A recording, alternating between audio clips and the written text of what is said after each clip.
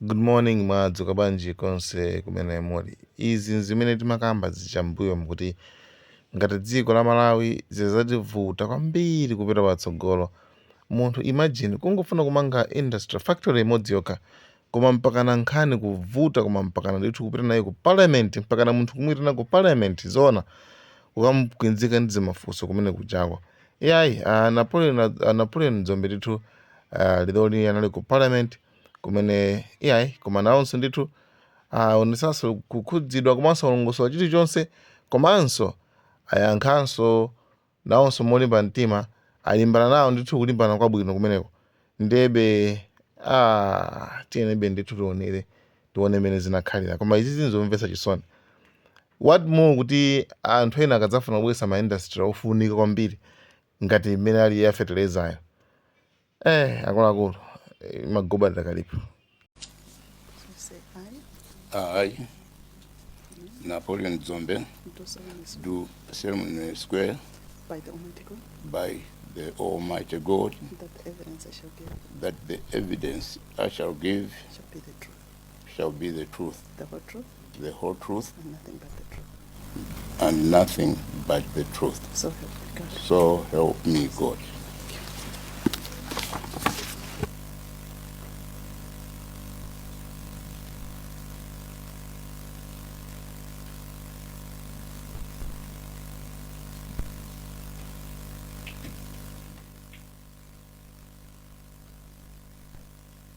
We'll also ask Secretariat to guide our consultant into taking the oath. Mr. Robert, can you hear me? Yes. Do you solemnly swear by the Almighty God that the evidence that you shall give before the joint committee shall be the truth, the whole truth, and nothing but the truth, and God should help you? Yes, I swear, and may God help me. Thank you very much. Thank you. I think we're good to go now. Adokotala Dzombe tikupempheni kuti muthe kutifotokozera ndandanda wa mmene munayambira pa nkhani yokhazikitsa factory ya fertilizer mutiuza kuti ndipo mothandizidwa ndi consultant mutifotokozera ndondomeko zonse zomwe munatsatira kuti komiti imve komanso tione kuti ifeyo ngati komiti tikuthandizeni motani. Ndiye tikupasani nthawi kuti muyankhule. Tasankha kusankha chichewa amene tanenera mocha chifukwa chonena kuti nkhani ikukhuza Malawi komanso alimi athu Malawi muno, ndiye tiyankhula kwambiri chichewa kuti wina aliyense athe kutsatira. Nthawi yanu Dr. Dzombe kuti mutifotokozere zikomo. Through you, Honorable Chair, ntchito imene nenakhani igwira kwa zaka zambiri inali yothandiza wanthu ndi zakudya imene mpaka lero tingadathandiza, koma nitaonetsetsa ndiye maona kuti pamene pasili uthandizo kweza chuma cha dziko lino ni kwabwino titalimbikitsa wanthu kuti bazilima chifukwa chuma cha dziko lathu isi agro-based. Ndi sanonga tulimi urati waenda bwino ndoti dziko lino chuma singavute, ma exports sangavute, komanso ma business ya anthu akhozuyenda chifukwa kuti anthu ali ndalama m'matumba mwawo. So pachifukwa chimenechi ndiye ndaona kuti nanga chimene chili backbone ya ulimi ni chani, ndiye ndapeza kuti ni fertilizer. Ndiye ndaona kuti fertilizer tikamodetsa kunja amapeza kuti alibwera February koma mbewu zitafula kale. Ndiye ngakhale fertilizer ya mabwera ifetu salibwera pa nthawi yake ndoti zikupangisa kuti ulimi ugwe. So pachifukwa chimenechi chifukwa ndaona kuti nithandizire peza yankho la vuto limeneli koposa nipeze mwayi wotsegula factory imene tingamachite fertilizer mdziko muno thandizire ulimi kuti upite patsogolo. Ndiye pachifukwa chimenechi nidamba uita consult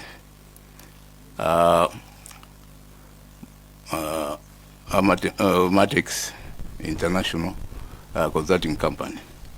Ndiye ntaichita consult pamene padakakhala madate ya February 2025 ndipo nditachita point adayamba kugwira ntchito ndi kutumikira pa 24 March pamene adapereka briefing yawo kumepa, ndipo pa 26 mepa idapereka kuti terms of reference, ndipo pa 20 June draft ya environmental social impact assessment idaperekedwa kumepa, ndipo wadaita review pa 9 July 2025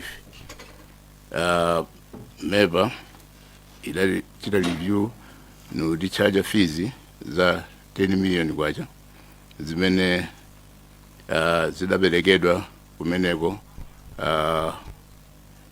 chaka chino May, ndipo zidaperekedwa zimenezo ndoti Matengule vakhala natsatira mpano pezeka kuti zinthu zija zingopita bentantha, so pa chifukwa chimenecho mpamene tidaona kuti zinthu zizativuta nkhupira boma lathu sililede kuti likhozulenga chinthu chimenechi kuti chizipita patsogolo, chifukwa ntchito yange dali yochepa yoti tione kodi solution yanji imene tingayipeze imene ikhozuthandiza miyoyo ya anthu kumidzi kuti miyoyo yawo isinthe. Ndetse pano papeza kuti ngati iwe ubwera maganizo oti peze yankho ndetse anu kukhala ngati ndiwe wolakwitsa, so pa chifukwa chimenechi chifukwa kenata nesa nkwabwino ione mmene dziko lifunira ife tingotsatira momwemo. Mwamaliza? Tamaliza. Zikomo kwambiri. Mwina tisanabwereko ndisanawafunse consultant athu kuti abwerepo ndingobwerenzanso kuti mwina ma members akhale sure chimene mwayankhula. Mwanena kuti kuyambira February chaka cha 2025 munapanga consult Amatex kuti akuthandizeni pa ntchito imeneyi. Mu March momwemo anakupangirani ma terms of reference, and mu June 2025 inapangikako draft ya Asia, komanso mu July 2025 yomweyo anakuchachani amepa kuti mulipire 10 million, ndipo kuchokera July 2025 mwalipira May 2026 ndalama imene anakuchachani, si choncho?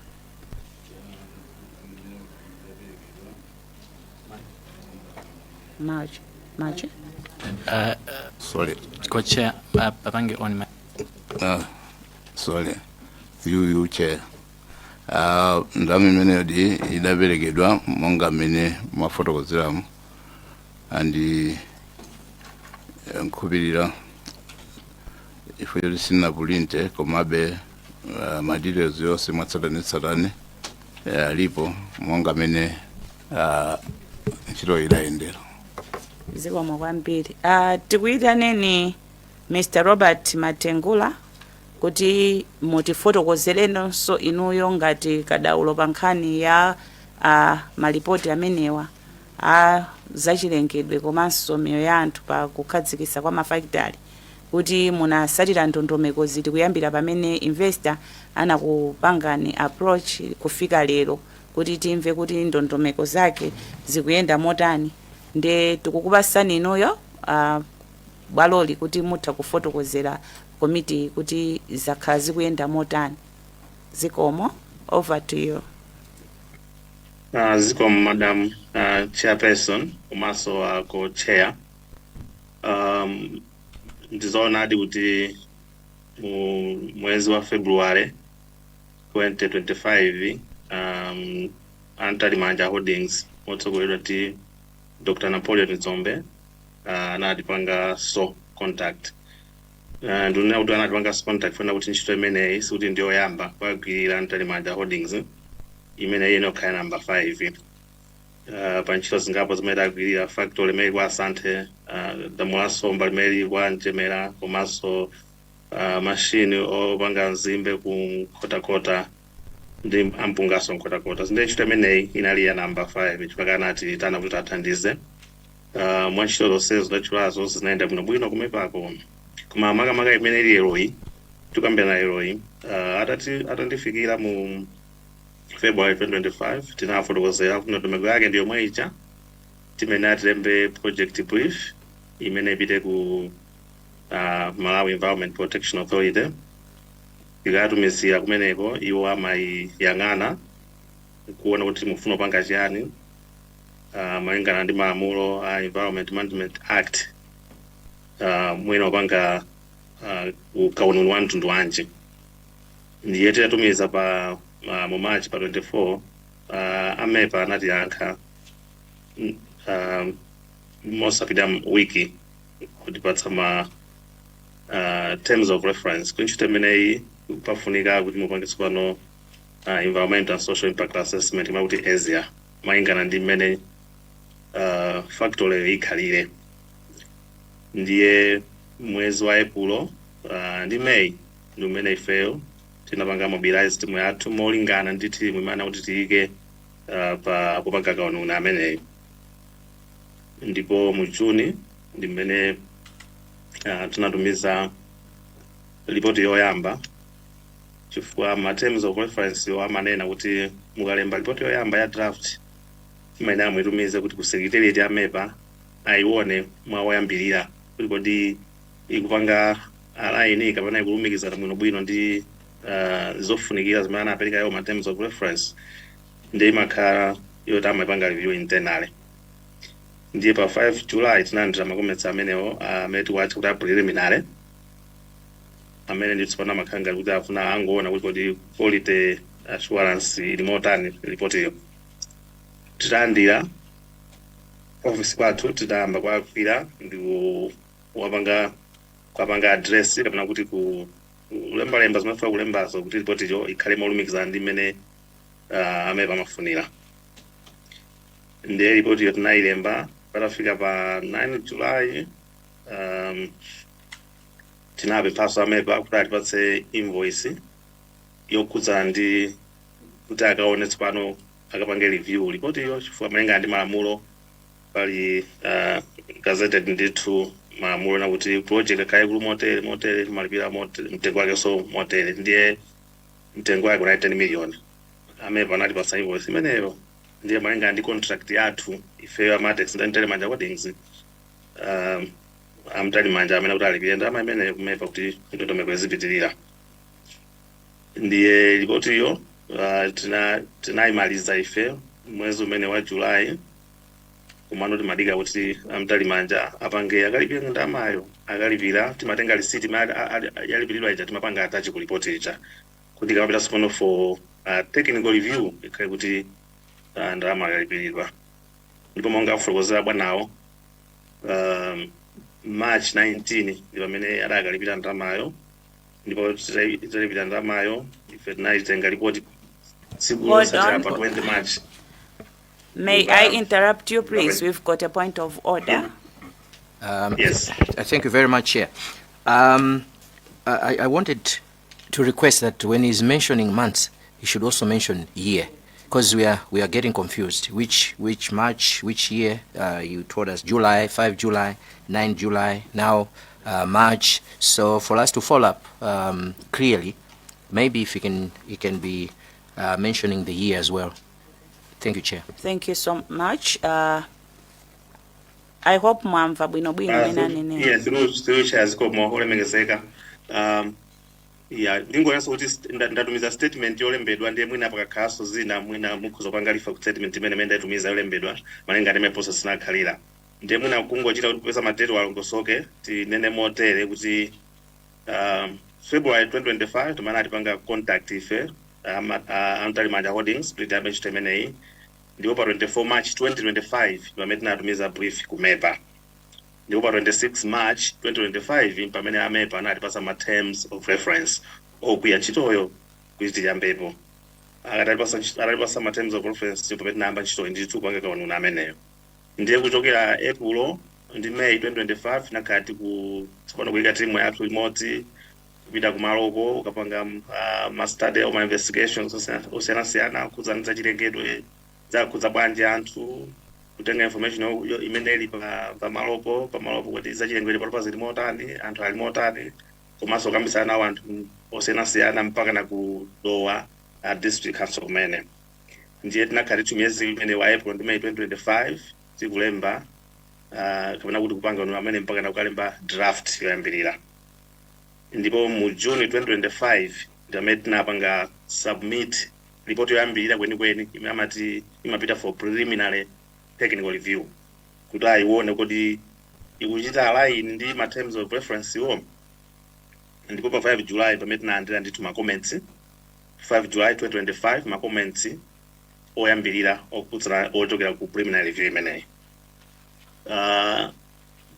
Tinayamba kuwaona ndipo pa 9 July tinafunsa pa 9 July 2025 tinafunsa amepa kuti atipatse tsopano invoice yoti yokhuza ndi kuti akamapanga review imene kulipiridwa. Ndiye invoice yona ya million monga fukozeramo, ndipo invoice yoti malinga ndi contract yathu ndi bwana Nzombe contract Manja Holdings tinatumizira kuti akalipira ndikuti ife atipatsa receipt yo ndi timapanga attach report kuja kuti tipatuke submit formally for technical review. Ndikuti zimenezo zichitika mu July 2025.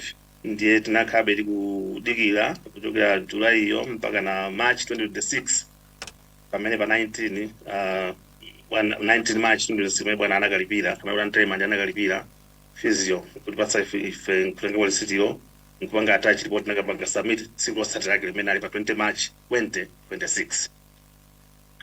Ndipo tinapanga submit report yo pa 20 March 2026. Pa 22 May 2026 tinanja sopano tinamba kuti anakumana advisory committee on environmental and social compliance and enforcement atakumana ife tinanja ndithu pa 1 June feedback kapena kuti official outcome letter ndi ma comments and observations committee imeneyo. Ndipo ife monga machito yathu tinagwira ma comments o kupanga address kupanga revise kupanga ndithu ndondomeko mafuna tipangiremo. Ndiye pa 17 June 2026 tinapanga tsono submit revised report kupanga tsono address makomesa pano kitwa laizaja ndipo inapangidwa submit pa 17 June yo kumepa report ija revised report. Pa 26 June 2026 tingoti muna mawiki awiri apitawa komiti jaso inakumanaso ndi tinapota report jaso anayikambirana ndipo anayiona kuti anayokhutira nayo report iyo zimene zinaperekedwaso zimene zinalembedwaso ndikuti ma comments amene anapereka tinapanga address. Ndipo katayo yokamba zimenezo tinayileta pa 3 July 2026. Ndiye kuchokera pa tsiku latantha kata imene ifaso muna ma comments ena ngoti mnatonjezere apo ndi apo sinapite ku board tatikwapira ndipo atipasa mpaka na pa 24 July kuti timalizitse titumize tipene pa 24 July. Ndiye mwasayansi wake nkhani yona kuti paka panopa ikupanga kumalisa report yokuti ipite ku board malinga ndi kata imene tinalandira imene itakumana committee pa 3 July 2026 atakambirana kuti report ayipanga recommend for board approval. So mwina chairpersons ndi mamember also imekezeka because kuti pakali pano ndi pamene tilili kuti ife tikugwira ntchito yathu timalizitse maso tatumizira aku board kapena kuti akumepa ikuti zikapita ku board pa meeting imene pa 24 wiki amawali lachisanuli. Ndiyesa kuti ikuzosiya pamene pakali pano chairperson zikomo.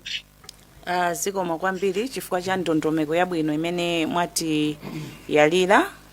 Takutsatirani bwino kuti kuyambira April kufika May wa 2025 mumakhazikisa ndondomeko chatemati TORs kuti mugwira ntchito motani, komanso mu June 2025 munalemba draft report yanu yoyambirira ya kaununi wa chilengedwe komanso miyoyo ya anthu pa kukhazikitsa kwa kampani imeneyi.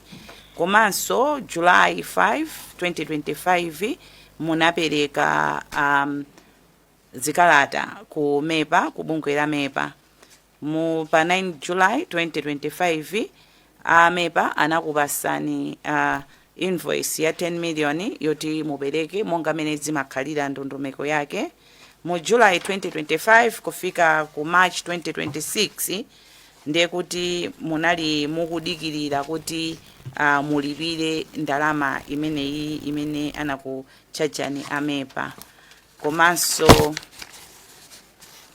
March 2026 munalipira ndalama imeneyi kumepa pa 20 March 2026 mutalipira amepa munaperekanso zikalata zanu kumepa zosindikizira kuti mwalemba zonse zimene zimafunika komanso mwalipira ndalama. May 2026 bodi inakumana ndipo inakupasani feedback yoti mutsatire. June munalandira kalata kuchokera ku komiti imeneyi.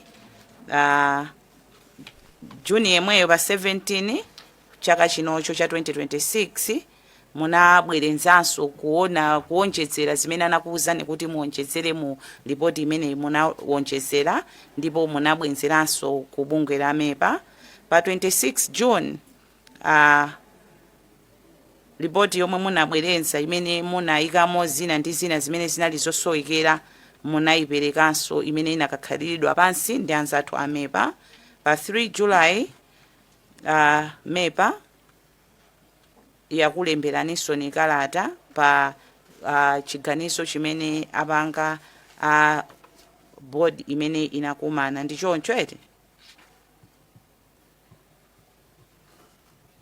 Ndondomeko ndi momwemo kungoti pina tisaine kuti board tipeza board sinakumane koma committee ya assess ndi ya technical unatana John for board sinakumane. Chabwino ndiye kuti panopa nkhani ili m'manja mwa inuyo ngati consultant kuti akuwuzani zoti muchite ndi mukugwiragwira kaye si choncho.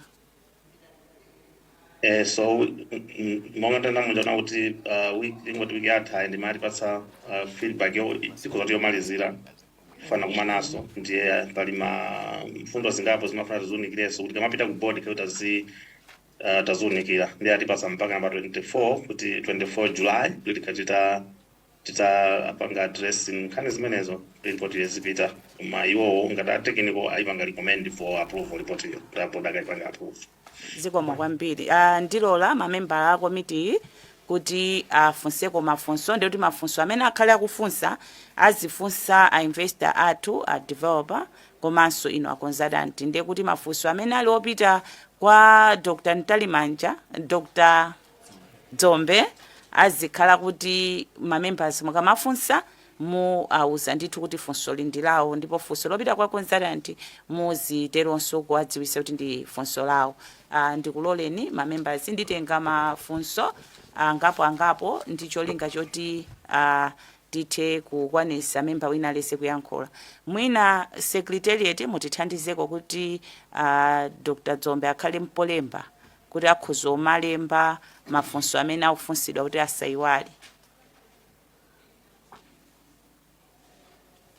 Ndilenga mafunso 5 oyambirira nditenga ku Mangochi South, kenako Kasungu Central, Nsanje Central, paja Mangochi Mkungulu, satili Kungulu, Mkungulu, then Right Honorable there, ndiye kuti mwina tikozongomaliziratu Rumpi then Mwanza.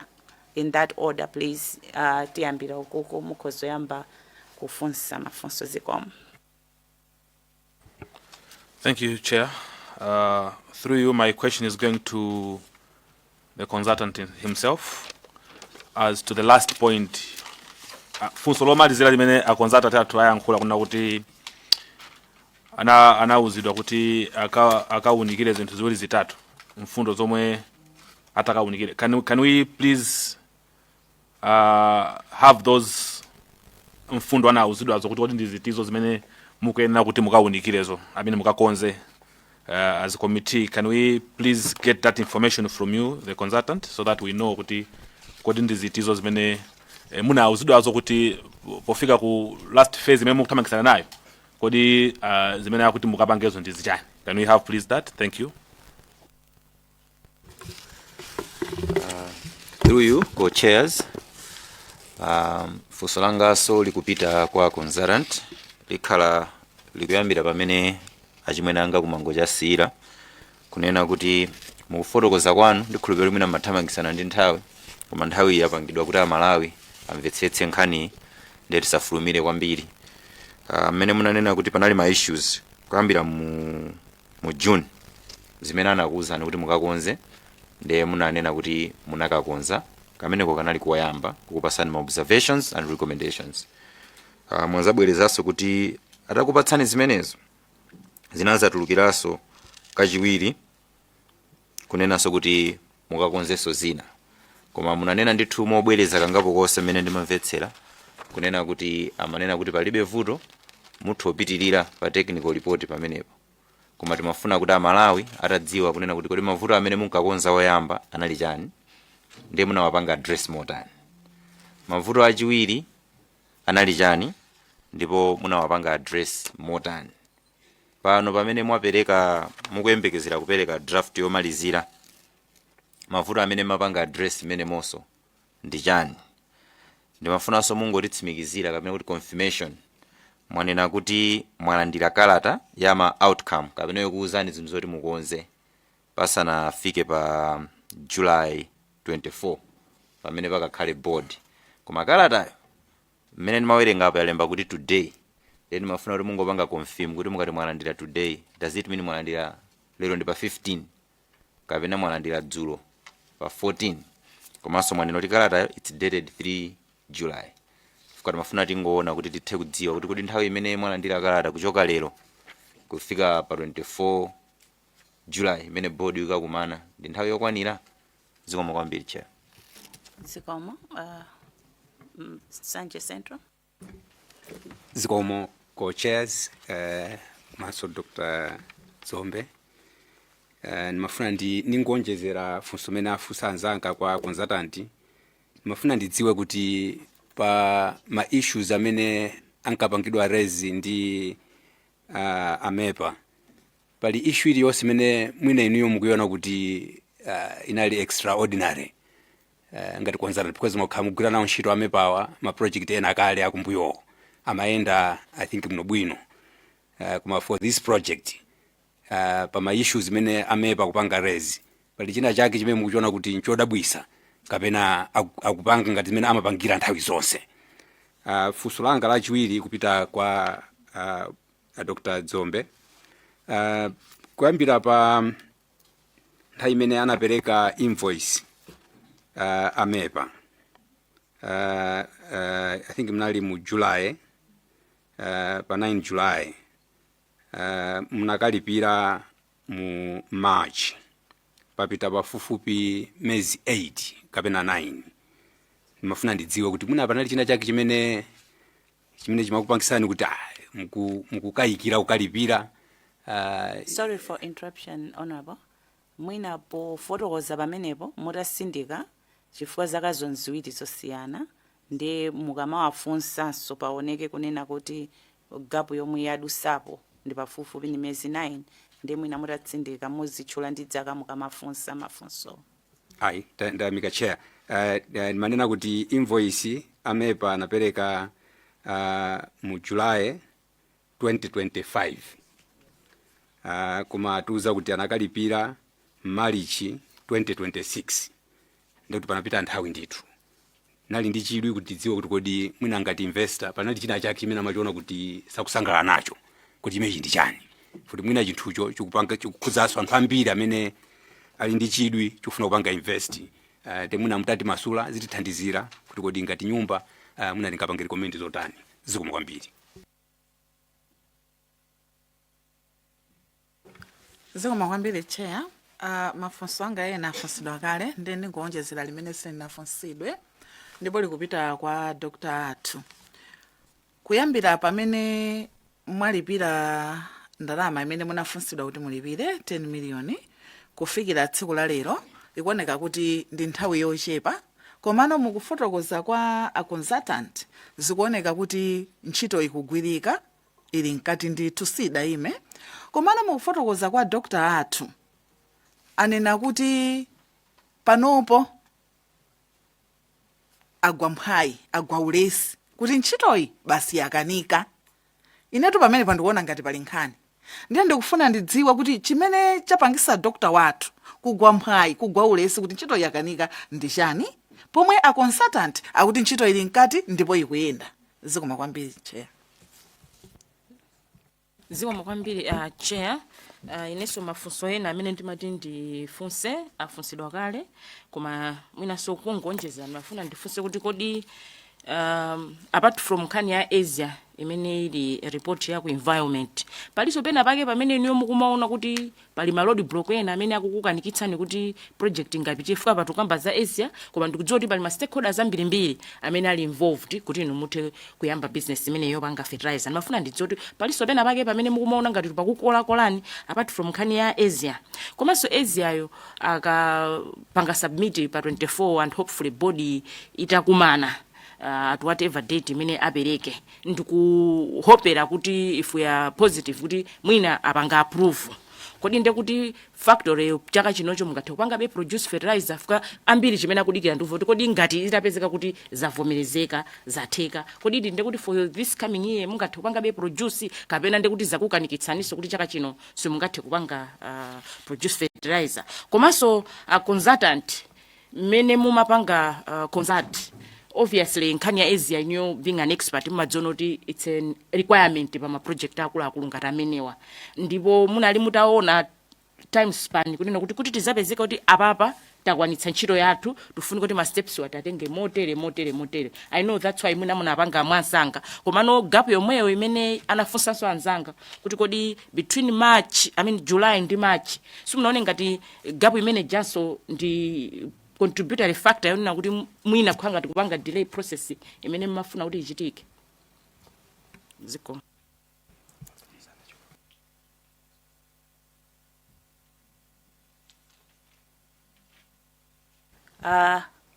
I already recognized the two honorable members, but let the consultant and our investor add Yankego Mafunso, Amena Fonsidwa, and then we'll come back for the last questions. A consultanti mwafunsidwa mafunso komanso Dr. Atu apa mwafunsidwa mafunso, nde mwina tiyambe ndino a consultanti muyankhe mafunso amene mwafunsidwa nde titsirizire ndi investor atu. Ziko. Ziko, Madam Chair and the co-chair, but the honorable members as well. Tinanja ndi tuma comments osiyana.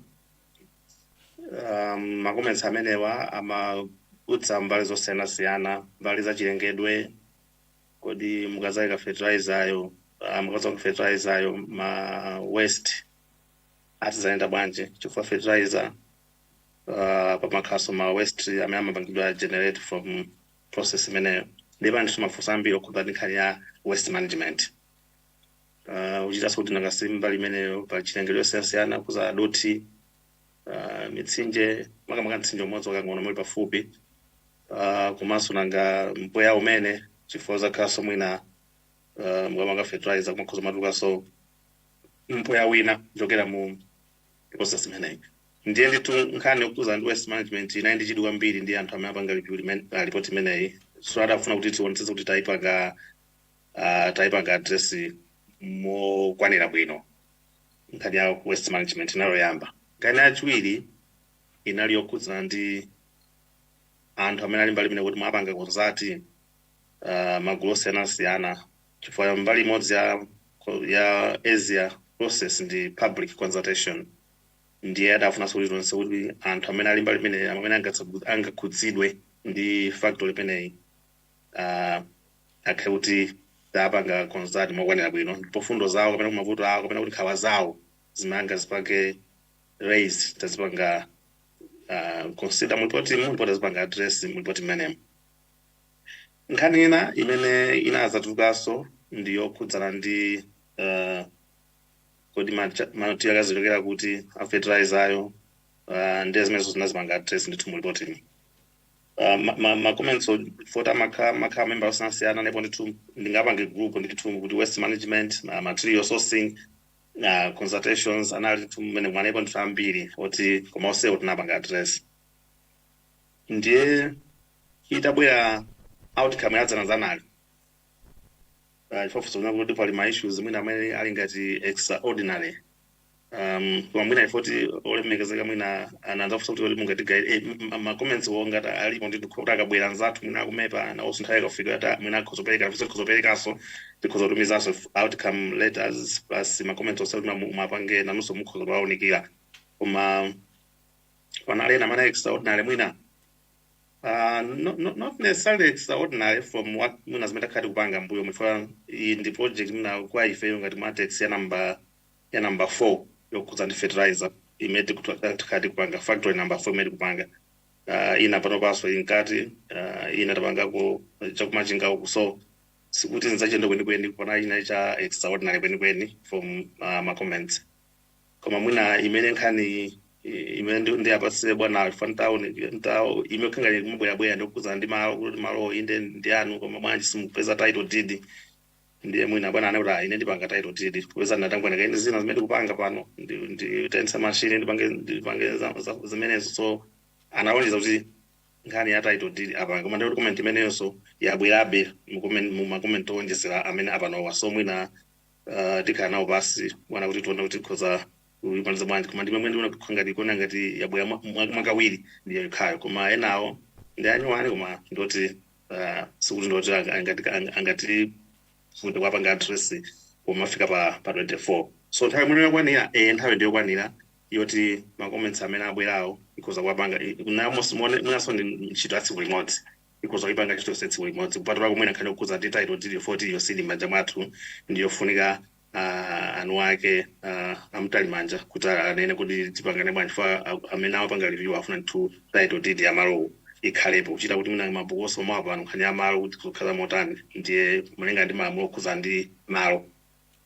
ndiye mwina nkhani imene ndiyoti ayina kuti ingati jamise kupang'ono manuka kuti popeza bwanawo tikambiyana kufotokozerana mwina ikhuzanso kuiona kuti tiunikire motani kuti tipereke uthenga wanji kuti title deed yo ayipanga process ndopangidwa akwaya kaapatsidwa nthawi kuti patsiwa kuti mutatipangira mwina chikuzokhala mwina chimene chikozowalimbitsa mtima apanga review kuti yayi title deed ya malo tizayipanga process olemezana anafusa kuti nkhani ya ma timelines kuchokera July chaka chatha kufika March chaka chino 2026 kuti mwina yayo inapanga so mwina affect magidwa anu antchito kuna report osati kwenikweni ifuna kuti ife amene mati July 2025 no report itayimaliza ndipo ma preliminary comments tapanga address titirede kuti ipange submit koma kuti popeza kuti singapange submit opanda kuti yakalipiridwa then choti dankhaso jenkha kudikira kuti ikalipiridwa ndiyekena ife titenge zizipitirira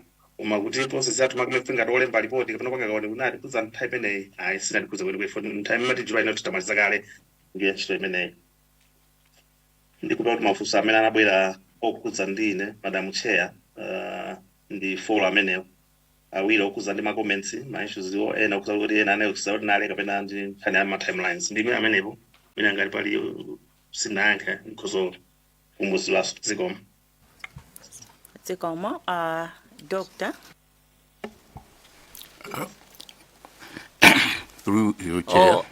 musanayankhe doctor akundikumbutsa apa kuti panali funso lina limene simunafotokoze kuti mwanena kuti you received today kodi today ndwalero today yo akhale mina statement yanga ndayitumiza around midnight secretariat today atanthauze dzulo pa 14 fameda ndira makometsa amene official zikomo so mwina pamenepo tipange note kuti because panga correct today yo mwana nditumiza dzulo kumana itumiza lero chamma past 12 mama wale zikomo chair mwina asanayankheko doctor mukunena kuti ma comments a mu report yanu akutumizirani dzulo sichoncho ife tandera official katayo dzulo koma katayo popeza kuna za maoffice nambeta pa 3 July koma mwina kuti osaine amene akusaina ndi mwina itifike ife tailandira dzulo pa 14 munayipereka paja pachani date pa 17 June pa 17 June ndiye mwalandira dzulo lero mukubwera kuno zikomo kwambiri Dr. mukhoza ku Sorry, Doc, I think mukupanga responde kuti tisapange back and forth. The consultant wapangalifa funso lina kwa inuyo kuti mwina mungafotokozeso ndinuyo ndiye kupatula mafunso anafunsa ma members mwina funso lokhuzana ndi umwini wa malo timafuna kuti mongoliyankhira limodzi zikomo. Through you, Chair. Invoice idabwera adi ya 10 million. Ndetse ndambo zifusa neka kuti kwadino ita zinthu za kunyumba kapena zothandiza dziko la Malawi. Mozambique ananira anandapita. Nafotokoza kuti if you want to invest ndikupatsani malo ya ulere 5 years no msonkho chichonse chimene mungagule ni 5 years duty free. So kuno malo ni famu yanga imene idayidwa nditulizi koma naita misplace ma pepala yake nafunafuna yanisowa tsunopeza nisowa koma didi inacho kumbuntima kuti idaperekedwa nthawi iyo ndiye tsopano malo mwake 10 million waja ndiye imene mali kodi oloita support kapena tiyotseko capital imene tifuna kugwira ntchito ipite kuboma pachifukwa chimene chifukwa chake ndambokhala phe ndiye ntaona kuti sizingayende ntabandupeka 10 million ndi momene ndaperekera 10 million iyo chifukwa chake nthawi idadalika chifukwa ni masinkhasinkha zoti inodziwa kuti niite ntchito ya kunyumba kapena yothandiza dziko.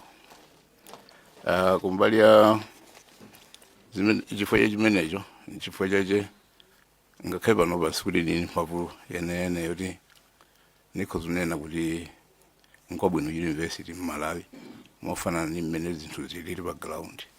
So pachifukwa chimenecho pena nukhana maganizo kuti pena ndikaita invest kunja kuti our environment is not conducive chifukwa ngati tufuna chitukuko chitika m'Malawi ndoti panafunika tonse tikadagwirizana kuti zichitika chifukwa wanu zithandiza kuchepesa ndalama zimene timaononga ngati boma upita kunja makagula fertilizer. 2 fertilizer kuti azifika mdziko pa nthawi yake imene alimi amayifunira. 3 ndoti itaso create ma jobs amene anthu pali pano salugwira. 4 ndoti anthu aja azipereka misonkho kuboma. So munthu amene afuna kubwera solution ya nthu imeneyo ndiye ampatsa misonkhoso ndiye boma lufuna kapena silufuna. So zinthu zimenezo zimene zinanigwetsa kapena zizunigwetsa mphwayi nionelangisa nthawi monga amene nthawi yatalikiramo. Pachifukwa chimenechi ngati zonse zidakhala kuti waboma afuna kuti lipange ndoti zitenga kotsi pano nthawi pang'ono ifatsano pafuna kuti liyambe wodesa zinthu zofunikira zimene zithandize kuti tipange fertilizer. Chifukwa panali pavuta kuti tiwodese zinthu zofunikira pamene kuboma kwadali mafunso kotero kuti zikhozochitika chaka chino koma mochedwa ngati zidakhala kuti boma afuna.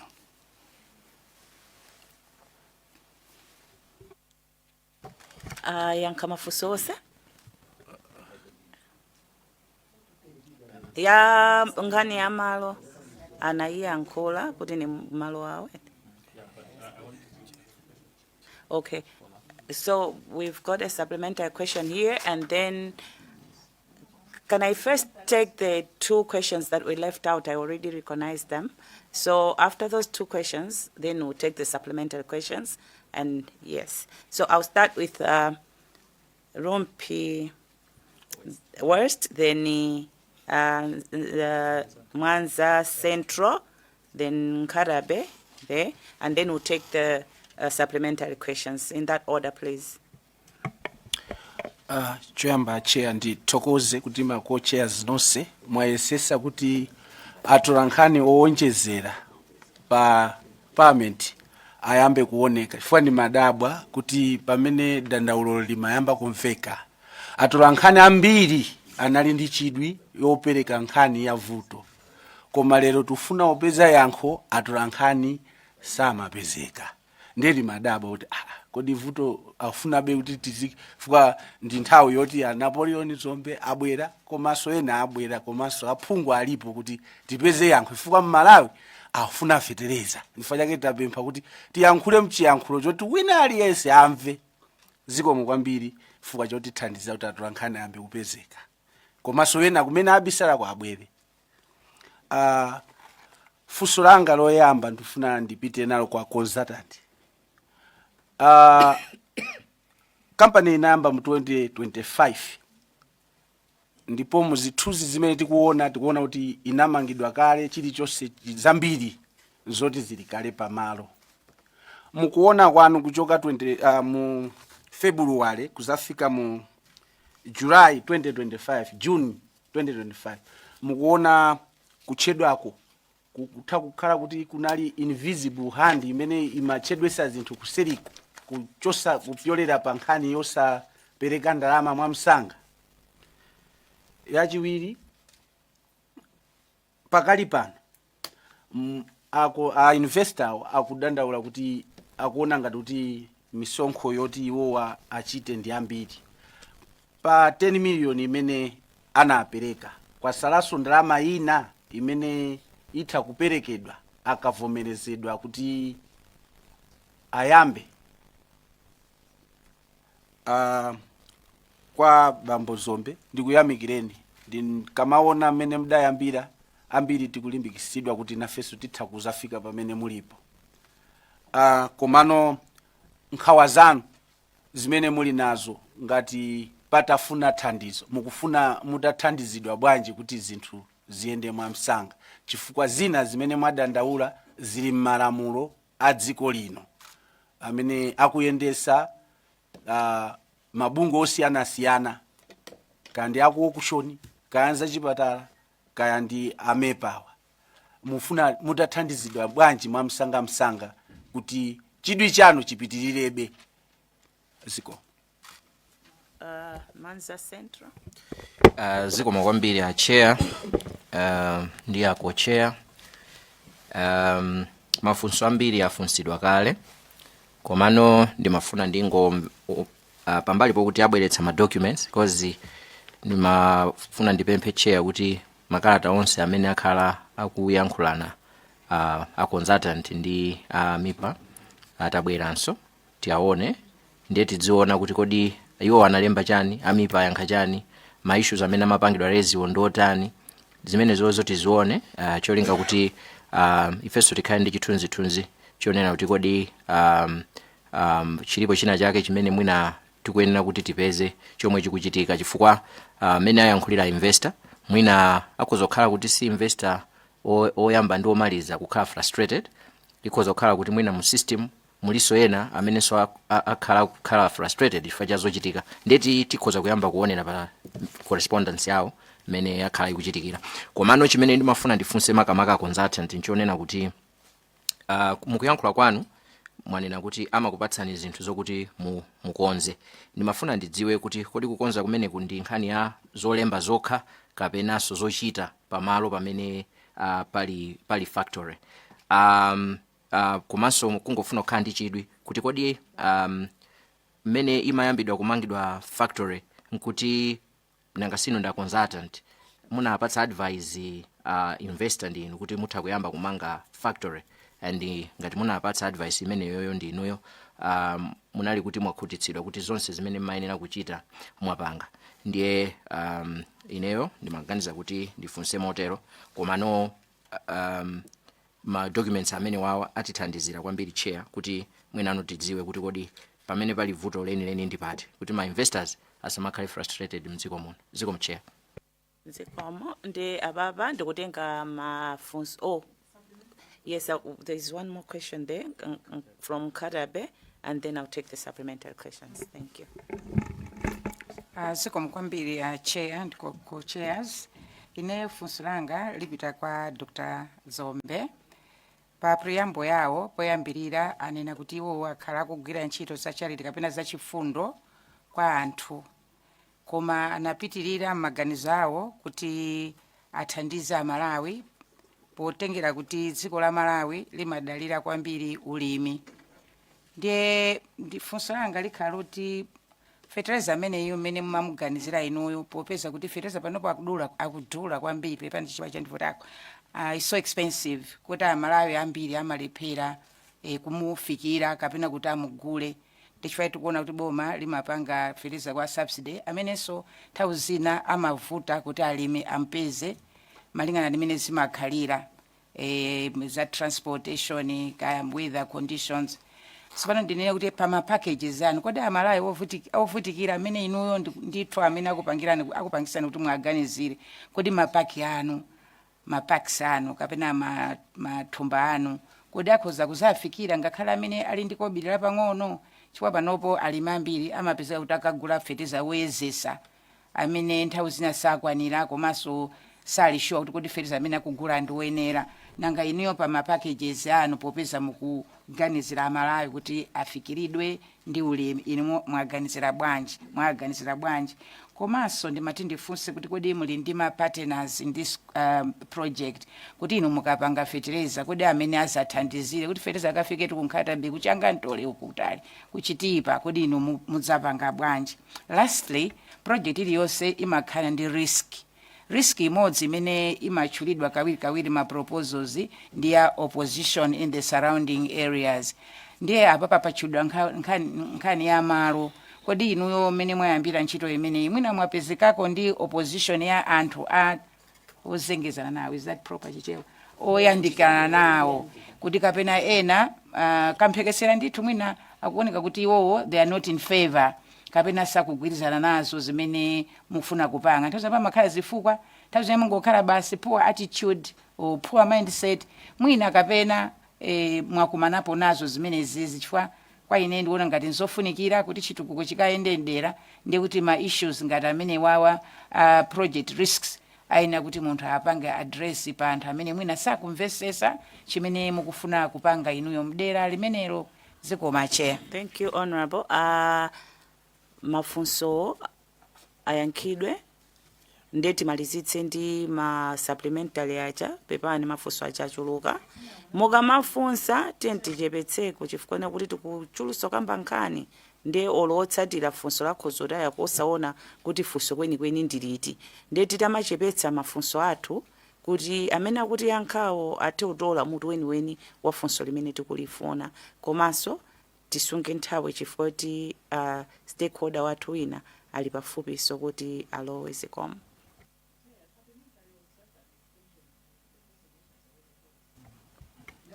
Ngati silipita kutali kwambiri funsani. Thank you very much, Chair. Firstly, I want to join Mwanza, is it Mwanza Central, for asking documents which have been changing hands between the consultant, MEPA and other stakeholders. Ndinene kuti mukufotokoza kwawo kwa a consultant anena kuti iwo watapereka report anayankhidwa nkuzidwa kuti akhonze izi zimene azichula, then anakhonza nkuperekaso report nkuzidwaso kuti mukhonze izi. My question is, kodi zimene amakuwuzani kuti mukhonze kachiwirika ndi zinthu zoti poyambirirapo zina anakuwuzani ndiye simunakhonze kapena zinali zinthu zokuti zinabwera mwatsopano kuti poyambapo sanakuwuzeni? Chifukwa munafotokoza kuti anakuwuzani kuti mufotokoze za waste management. Inuyo ndithu report limene munkapereka poyambapo simudafotokoze ndithu za waste management kapena awawa ndantopola chaba mangofuna kuti muzingofotokoza. Zikoma kwambiri Chair. Zikoma. Tabwino malizitsani. Thank you very much, Chair.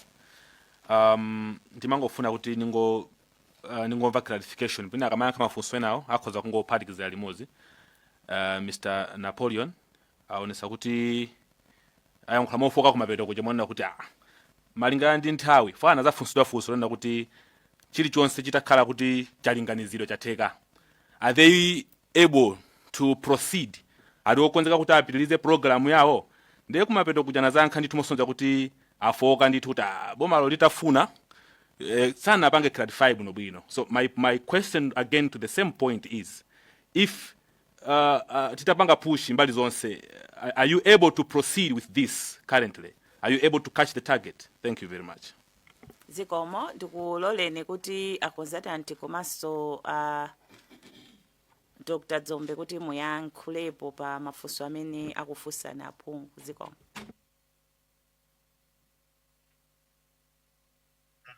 Zikomo, Madam Chair and Co-Chair, Dr. members. Olemekeza kulumpi West anafusa mafusa awiri. Ilipenda kuthera kuti mwina ma delays amene wamuna banali invisible hand. Titenge process imene endera kutokera nthemene mwina report yapangidwa formally submit for technical review. Ndio kuti tukamba za mu March chaka chino 26 kufika lero. Sindikuona kuti mwina kuzokhala invisible hand mwina from based on the practice made timagwira ntchito yathu nthawi ndi nthawi. Chifukwa report iyo even ma feedback amene abwera poyamba imene tatumizeyo inayo yapangidwa kale recommend kuti kupita ku board. So they found the report to be satisfactory. Komabe nangasi opanga review amaona based into a different angle ena pena mwina muna misadi mwina pena funa apa pa emphasize mwina section pa strengthen based on their technical expertise from their end. So ndikubya kuti mwina siningate upanga speculate kuti panali invisible hand based on the feedback.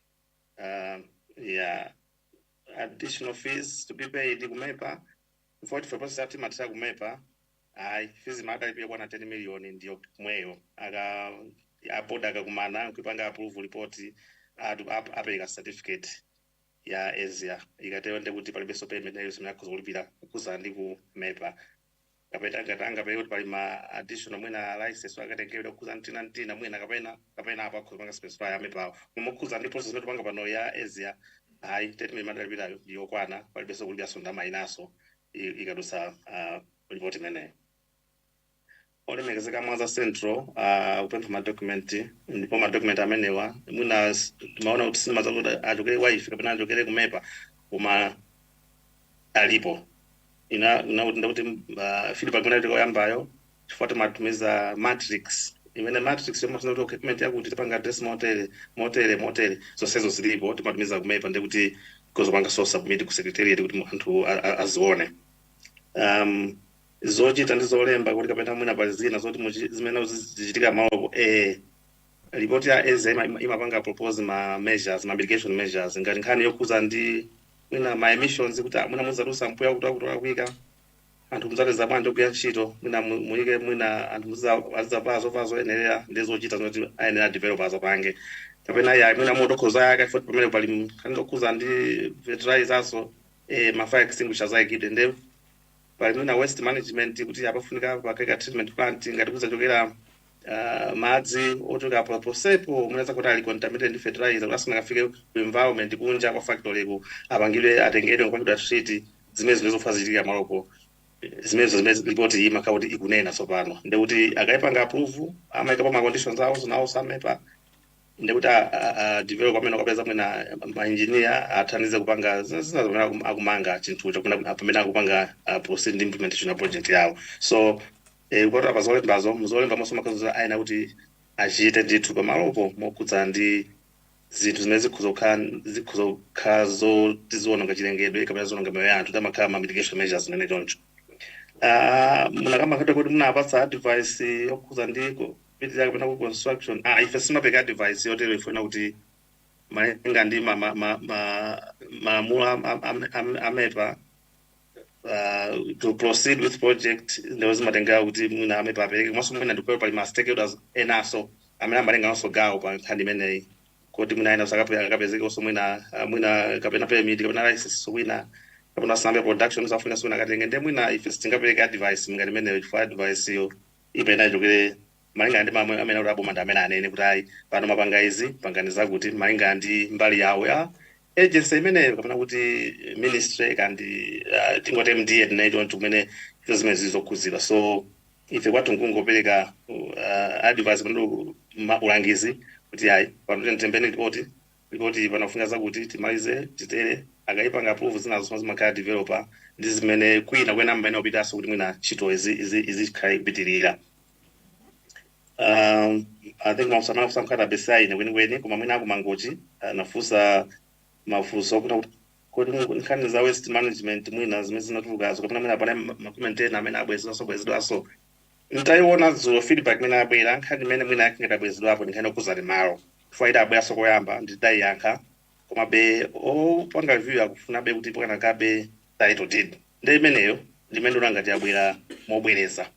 Nkhani za waste management izo tinazifotokoza amene tazifotokozeramo ndolangati akukulizidwa force pano abweranso kumene tinaliyonse imene aonera kuza ndi nkhani za waste management pakali pano. So imene abwezedwapo ndi nkhani okuza ndi title deed imene ayipanga ayikambasuka kuti ayende mwanene kuti apanga koma iye atikanakonda title deed iyo ikhalepo ndimene ndolangati abwezedwa mu kata yachiwiri.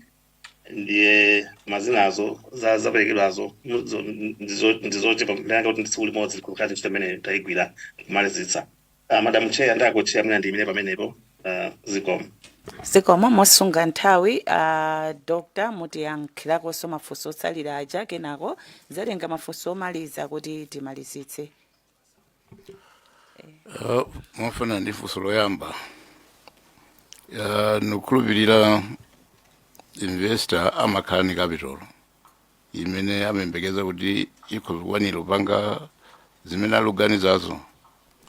Ndetso pano mafizi ena akamabwera ndoti amatenga capital ija kuti investor alephere kumalizitsa ntchito ija chifukwa ndalama zapitako.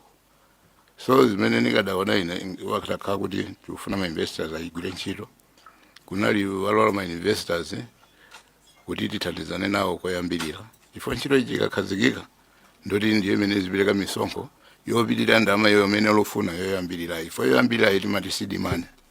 Nditsi pano seed money ija kuti kozala ntipayekha ali mafizi yake ndoti awaso waboma amene ali mepa ndoti ali mafizi yawo ndoti kachoka pamenepa ndoti paliso mabunga mbirimbiri amene amafuna mafizi ndithu koma ntchito iji sadayambike. Ndetso pano momoti tikadati mwabweresa maganizo abwino tiyeni tithandizaneni ntchitoyi. Ndetso pano ntchito ijo iyende ndoti sano mafizi aja nomalanda ndoti mafizi aja akuzolandidwa for life chifukwa ntchito ijo iyenda. Koma sano ngati ilandidwa ku seed money ndoti sano mepo pamene bena pamayitangati kuti sitipaona kuti pamathandiza kuti munthu woyamba kumene fo munthu akamayamba sikuti amakhala ndalama zokwanira koma mangokhala nayo ndalama mwina yoti ayambire ntchitoyo. Nditso pano funso lachiwiri limene linafunsidwa linali loti mmene tidayambira ntchitoyo. Poyamba tidakhala nawo maganizo ndoti tidawada mashini ndiye mashini aja atabwera ndoti adabwera malole yopitirira 18.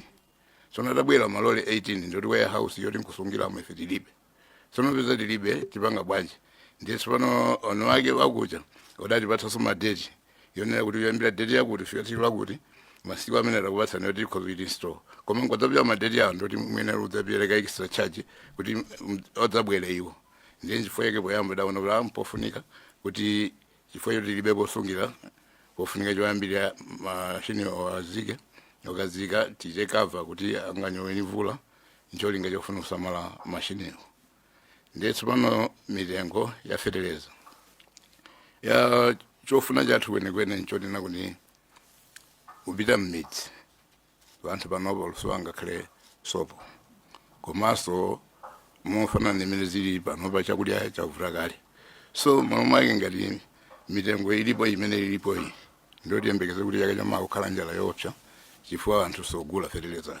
So chifukwa chimenecho chifukwa yake naona kuti ngati tidapanga fertilizer ndoti tikhoziona production cost. Ndiye production cost ija ndiye imene ikhoziuza mtengo umene tikhozowauza wanthu. Koma maganizo athu nthawi zonse timagwira ntchito zachifundo kota kuti nakhale nigwira ntchito since 2001 kufika na lero sikuti ndimafuna malipiro koma ndimathandiza wanthu. Koma wanthu popeza nakhale niwathandiza zimene zothandiza kuti productivity ya wanthu itsike. Tsono kuti itsike ndiye kuti sipano kwabwino kuti tiwapatse zosowa zawo kuti anthu aja opitilire kugwira ntchito mwamphamvu kuti yothandiza kukweza Malawi mabanja yawo komanso boma lizipezapo misonkho. Ndiye distribution ya katunduyo ponesa kuti pakali panopa pali makampani angapo amene adachita kale apology amene tsopano yazizira chifukwa cha mayankho yakuboma amene ali maboma yonse Malawi muno amene amafuna kuti azita distribute fertilizer kuti afike kwa anthu onse. Kotero kuti makampani they have expressed interest kuti akhoza kugawa kapena kuti kugulitsa dziko lonse. Koma tsopano peza zochedwa ndiye nangopanga njira ina yachidule imene nangofunsa tsano anthu akumudzi kwathu kuti inu tibweretse ndalama pamodzi. Tikabweretsa ndalama pamodzi ndikuti tiwode kwa moda anthuwo kuti tikatero mukhoza kugula pa mitengo yotsikirapo siyana ndi imene ililipo. Ndiye pakali panopa panesa kuti wamudzi wathu okha tiwoda amene anthu othandizika koma kwinako zitengera boma imene lizionere. Kumbali ya deralo mtapitako ngati akhozunena popeza munthu amakhani ndani koma anthu akwathu akhala ali behind me nthawi zonse. Kotero kuti sabata yatapitayi basi nayitanitsa anthu apakwathuwa kuti chimene chingakhalepo tiye tingosonkhanitsa ndalama popeza zochedwa tingoyitanitsa pa volume yayikulu kuti zikatero mwina mukhaleko ndi chakudya. Kotero kuti kwathuko anthu adazilandira kwa basi kuti mwina within 2 weeks tikhala titawodetsa kuchokera kumene mapanga fertilizer kuti okangugulako tiyaite distribute kaderako tikadadikirira izizi. Zikomo kwambiri. Titengeko supplementary question, then the co-chairs will come in and akakakha komaliza utenga mafunso chifukwa takhalitsa. Ndiye mwina ma supplementary questions iwo ndiyambire Mwanza Central, kenako Mzimba North East, Nsanje Central, ndimalizira ndi Kasungu Central. Then the co-chairs will come in. Thank you. Chair, thank you very much. Dr. Dzombe, ndakumvetserani bwino kwambiri and mukuoneka ndithu kuti muli frustrated. For the sake of this country, kuti tikuonze zinthu. Pambali pa fee ya 10 million. Alipo wina anachita demand ndalama kwa inu. Kuti ndipatseniko ndalama kuti izi ziyende mwansanga. Kuti mwina zikhozokhala zina zimene zakupangani frustrate kwambiri. Ifa mukamba za seed money, investment ya fertilizer ndi investment yayikulu kwambiri. And kuti igwedere obviously ndalama zake zaine okhala kuti sizingakhale zochepa. Alipo wina amene mwina amabwera kuseriko kuma kupatsani pressure kuti mumpatse ndalama kuti project iteke. Ziko.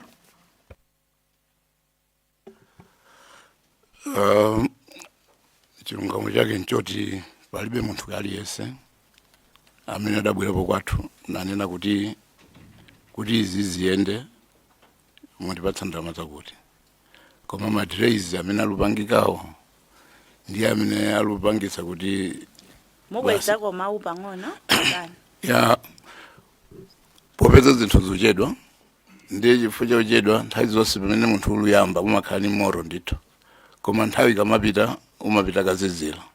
Kotero kuti chifukwa cha procedures zimene zotsatidwa vanthu ambiri poyamba anthu ngakhale mabanki anabwera yonse kunena kuti ndalama ife tinazo zoti ntchito imeneyi itheke. Ndithu pano ukamva pa wireless pa social media ndithu ano aliyese aluchokako kuti tsono mulumwake ndikhulupiranisa zinthu zisizenezene pachifukwa chimenecho chifukwa chake tineso mphamvu zopita kachepa ifo sinanga amene afuna kutithandiza agwetsedwe ulesi. Kuonjezerapo panopa panali kampani zina zimene zinadzipereka zakunja zimene maganiza kuti malo material kutsogolo kuno akhoza kumatipatsa nkumadzalipira ndalama pambuyo ntchito itakhazikika. Koma tsopano madeti amene timagwirizana nawo nizochitika aliona ngati kuti silili serious. Tsono peza liona kuti silili serious ndiye tsano zimenezo zipita ka tigwetsulesi kuti tsono muno mwake poti gona nini wake nyumba ndiye tsopano ngati nini wake nyumba akutayi bwanja apa momoti ife ngati Malawi tonse tikadena kuti tithandizane ni maissues amene awirasero cholinga kuti ntchito iyambike kuti anthu athandizike. Koma instead yotenga zapeso ngati personal kuti angayapa zinthu zine zatosefe fertilizer yakakhalapo ndoti magogo athu okwathu ena onse amene dasiya kumudzi ni thandizo lawo. So now kokha kuti lulephe lugula machine ni zina zinali njira ina koma sano popeza maissues ali kubomako ndiye chifukwa ene kuti ayi imene boma likozere ife tingutsate zomwezo. Mzimba Northeast. Thank you very much, Chair.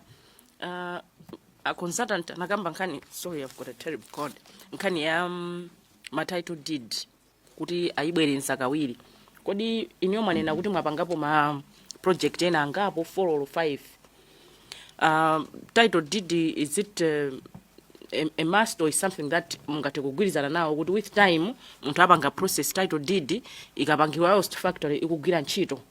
Tifuna kasaba mwana kuti chicha achibwerenzanso ngati chimene chokhala ngati chibwerera mbuyo nkhani ya title deed. So manena kuti simunathe kuwapanga kwafotokozera kuti ndi chinthu choti mwina kapena sikudzoti ma requirements a MEPA ndi otani pa nkhani ya title deed in terms of it being available. But is it not something that can be discussed or waived kuti at least mwina factory ikuyenda whilst process ya mapepa a title deed akupangidwa? Nsanje Central. Thank you, co-chairs. Mafuna ndifuse Dr. Dzombe. Poyamba chair mndilole kuti nanenso ndathokoze kwambiri kuti ni Malawi mmodzi amene mmapanga inspire amalawi ena kuti ndalama zanu mmazipanga invest Malawi mnomo. Pachifukwa chimenecho ambiri amayamika kuti tili ni munthu amene akukonda dziko lake.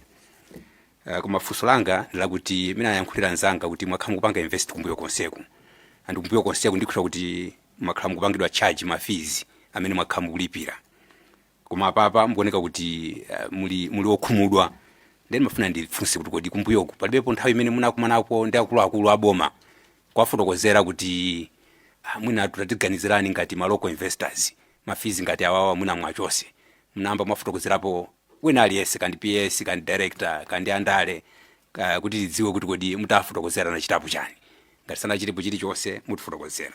Koma funso langa lomaliza co-chairs mafuna ndidziwe kuti kodi koyambirira kuno muliso ndi ma investors ena amene mwagwirizana nawo amene mukuyenda nawo limodzi kapena ndokhawa amene mwakambirana nawo kuti mwina mukati mwapanga mukuyamba production akhoza kupasani katundu pa ngongole koma panopa investment mwapanga kale mwina pali ena amene anakugwirani dzanja kuti mukhalire limodzi mwina mukhoza kutifotokozerako ziko. Nde muyankhiretu consultant pabwera funso limene labwera kwa inu komanso Adzombe pabwera funso limene labwera kwa inuyo ndiye mutiyankha mafunso awiri amenewo. Ziko Madam Chair and the whole committee. Ulemeza Mzimba Northeast afuso la title deed. Ndipo ndizoona kuti itabwera comment imene kuyambirira tinayino so no title deed yoti yambo ipanga sikuti ingatheke tsiku limodzi wiki imodzi. It's a process that can take time. Nangasezi maenda mu office mosansi anopanga apply vidi asave akaone malo nde singakhe ntchito ya tsiku limodzi koma masiku awiri yayi. Ndiye tinanena kuti a developer ali committed chifukwa imene nkhani ya malo ayipanga formalize and title deed ayipanga process. Koma amene abwera comment pano kuona kuti akuifunisisa be title deed iyo ndeni mandena sonachita kuti sono ndikuti title deed otati lero mtalimanja apita ku Lanzi akambe akapange apply kuzotuluka mawa akapena kuzotuluka before 24th of July. We being realistic. So nimeona ngati peda kuyambako it was more feasible, it made sense kuti akwena president hawi yota apange formalize and apply for the title deed komaso ngati paza futa kuti akumayi pata okay ikatha 6 months mulipase proof kuti munapeza title deed ja, that can happen. So nchifake naso nazizimukira kwa comment for kuti title deed yukhanga luma kwambiri bwanji pamene pa motani. So ndikukhula kuti imene mwina anzathu akumaipa ati yankha mwana nawo kuti kodi nkhani imene process ya title deed ingateke within 2 weeks or a month. Chifukwa ineyo ndibwanawo ndimona ngati mwina imene ifingabika nthawi kuti process imene iteke. Koma atakhala kuti iwo mwina ndayi tikapitirizana nkhaniyo, koma if mwina ikatha 6 months mulipase proof mapanga process title deed, ndikuona ngati that would be more reasonable in my view. Madam Chair, ndiyankhe motero zikomo. Mwina just a quick one asanabwere bwana Dzombe kuzayankhula. Right honorable pofunsa nafunsa kuti is it a must, much as we know kuti tifunsa amepa kuti atiyankhe. Inuyo muli ndi history imene mwapangirako ama company muti iyi ndi ya number 4 nkhani ya title deed. Is it a must, is it mandatory that company ikamapasidwa dzikalata zotsimikiza kuti yavomerezedwa ikuyeneka kukhala ndi ma title deed a malo amene akuika factory? Inuyo kutengera knowledge yomwe muli nayo pa ntchito zimene mwagwira, ifika mwanena kuti muli ndi history ya kuti mwakhazikisako ma factory ena, zimayenda bwanji pa nkhani ya title deed? Zikomo Madam Chair. Ndiyankha mote kuti malingana ndi malamulo Lands Act amafuna kuti munthu malo akadi registered, koma requirement kuti machito kha specific from member even in the terms of reference kuti make sure title deed ikhale pamalo pekhala title deed zimene zonse zinazote kwenikweni. Maproject ambuyomu amakhala munati machitika mwayi kuti title deed ilipo kale ndiye timapereka. Koma pakhala maproject ena kuti muna proof yoti malo anagulidwa panasayinira, muna mfumu anasayinira ti anasayinira imakhala ngati basis law patali pa agreement yoti malo agulidwa ndiye kapena malo agulisidwa. Koma kuti tine kuti ndi mandatory mwina ndikhala okhala osatsimikiza kuti ndikhala mandatory ifuna kuti maproject ena mbuyomu timatumiza land acquisition agreement imene ogulisa ndogula ayika imapanga suffice. Koma tena ndona ngati maulendo uno kwanga insist pazikhala title deed ndiye mwina opanga review mwina the emphasizing on that. Koma ma terms of reference simakhala kuti achipangidwa specify kuti munthu pasa title deed akuzina mali yawo kuti chani zinakuzina kuma ifa title deed sinaonepo kuti that has been highlighted ndithu kwambiri. Chabwino mwachidule you have not known it to be mandatory. So mwina mu ntchito zina zomwe mwagwirako kungogwirisa ntchito makalata ongovomerezana pakati pa mafumu okuti agulisana malo, mutitumizireko ku secretariat mwina examples za ma projects ena amene munapanga amene simunagwirise ntchito ma title deed koma ntchitoyo inayenda ndithu opanda ma title deed. So if you've got mu history mwanu kuti munapangako titumizireni zinthuzo, tingakonde kuti mutatitumizira mwansanga ku secretariat kuti tikhale ndi reference. Zikomo kwambiri. Bwana Dzombe, ndi nthawi yoti muyankhe funso la knowledge. Palibe amene ndamfotokozerapo kuti mafiziwa mtalichotsera, komabe pali zinthu ziwiri zina za personal nimalipira misonkho iliyonse imene amaniuza. Koma tsopano I was looking at ni vuto limene anthu akumidzi olukumana nalo. Ndiye tsopano ine ndifuna kupeza solution yothandiza anthu akumidziwo. Ndiye tsopano why should I be paying my fees yoti nithandize anthu akumidzi kuti ochoke m'mavuto? Why can't the government help to contribute kuti popeza anthu doludutsa m'mavuto awo munthu amene nthandize? So zimenezo ndi zimene zinanikhuza kwambiri. Koma mafizi ena amene amaniuza asinanga zimakhala zinthu za kunyumba kwanga. So nozikakhala zinthu za kunyumba kwanga nimadziwa kuti izi nzaine nini wa kunyumba kwanga zimene zili bwino. Koma izizi ni zinthu zimene nimaona kuti if we need to develop the backbone of our economy ni ulimi. So no ulimiyo ma challenge yake na amenewa.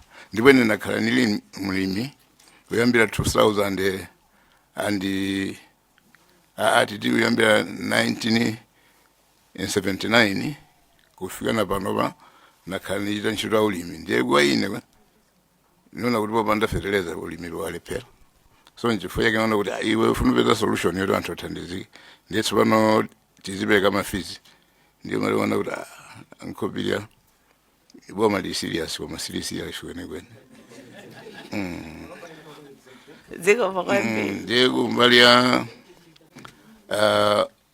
nafunsidwa kuti kodi pali ma investors ena amene akuthandizira kuti ntchito iyende. Of course nili ngongoleza mbiri mumabanki kotero kuti ngongolezo ni ndalama zimene zanithandiza kuti ntchito iyambike kufika kumene idafika, koma anthu otaona effort imene nenapanga mpamene sipano lubwera kuti tikhoza kuthandiza kuti ntchito izipita patsogolo.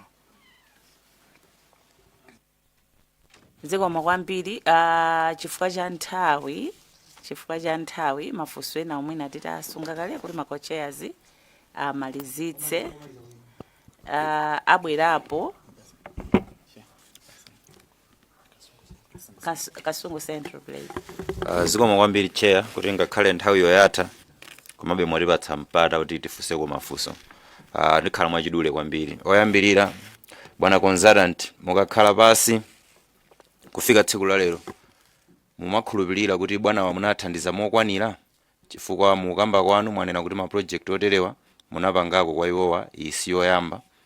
Ndi chikhulupiriro kuti mafizi waso kaya kumepa kaya kuti analipiridwako mbuyomo. Ulendo uno tikuona kuti nthawi yatayika chifukwa kuti bwana wa maunguza mukukamba kwawo kuti kodi ndilipire 10 miliyoni kapenayi pamene mbuyomo analipirako zimenezi. Komanso bwana Dzombe zimenezi ndikukhulupirira munalipirako mbuyomo. Ulendo uno chinavuta kuti mulipire kunali kuchuluka kwa ndalamazi kapena panali sonkhani ina. Ngakhale tikuzindikira kuti mufuna kuthandiza dziko ndipo fertilizer ndofunikira ndipo amalawi athu kugwirizana nani kunena kuti mwatuunikira ndi kuchallenge kuti policy yathu pa ma investors local investor si kumusamala ikumponya paliponse. Zimenezo ndizoona policy tuyenera tikonze, koma kukhala pa nkhani imene timagwira apapayi chimene chachedwetsa china nkusalipira kwa fees imene. Nkhani ina ndi yakulanzi kumene kuli title deed. Kodi mutapita ku office akulanzi nkukanena kuti tinapanga kulizi malowa mbuyomo boma kudzera kulanzi lalephera kufufuza ndi kusakatula title deed imene. Mutapita kumeneko anakuthandizani motani? Tiziti company iyi ndiyo khayo imene alephera kuithandiza pa nkhani ya title deed moti Malawi muno mulibe ena aliwonse amene anayamba ku business title deed asanamalize. Co-chair zikomo kwambiri. Thank you so much. Nde mwina tingophatikiza ndi mafunso ama chairs and then we wind up on our investor and consultant. Co-chairs, I give the floor to you so that you engage the consultant and the investor. Thank you. Thank you very much, Co-Chair. Allow me, if possible, kuti service on Tawe, if I could just engage them directly. I will begin the Bwana Dzombe, building on Kasungu Central. Ntawi imene mapanga develop my terms of reference consultant watwe. Ndimafuna ndidziwe mudapanga ndinuyo ngati kampani kapena zinaenda bwanji?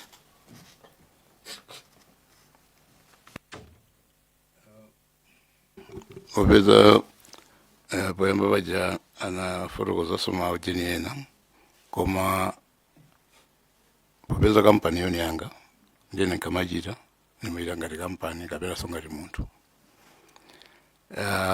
Nafusidwa za mafizi kuti yena nimalipira iyi nachedwa bwanji.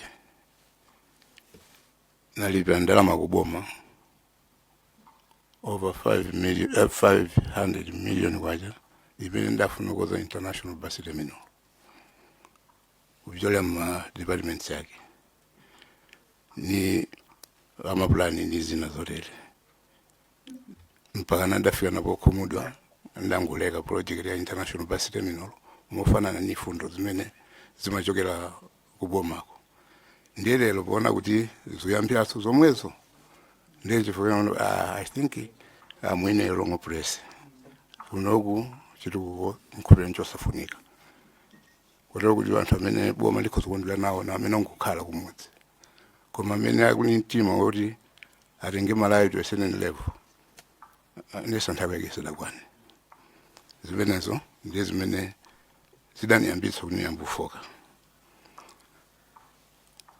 kotero kuti nalipirapo ndalama koma zambiri mofanana ni mmene ma procedures amayendera ubomako so nchifukwa maona kuti munthu ndiye amene aligona ni njala tsono kugona ni njala kuti iwe tikuthandize chakudya kuti afuna kuthandiza na chakudya uyambochita izi ndipo munthu ali njala kapena is just joking so before chimenecho mmene fundozo zikamabwera chakuboma kwa munthu amene afuna athandize bomalo ndiye pamene maona kuti apapo nkhulupirira as a country maybe sidafike pa nthawi yofuna chitukuko so zina zonse zimene tingatupanga basi sinangane boma ndiye boma kuti lifuna kuthandiza munthu kuti achite ntchitoyo kapena asi lizingujonga kuti chitukuko chichitike tachitanizi basi ngumangu majonga kapena tigwira ntchito limodzi kuti dziko lathu lisinthe. Zikomo kwambiri bwana Dzombe ndimafuna kubwerezanso funso langa kuti ma terms of reference omulembera ntchito consultant yemwe amapanga area report mudalembera limodzi ndiyeyo kapena mudalemba ndi kumpasa kuti adziwe kuti ntchito yanga ndiyambira apa kulekera apa?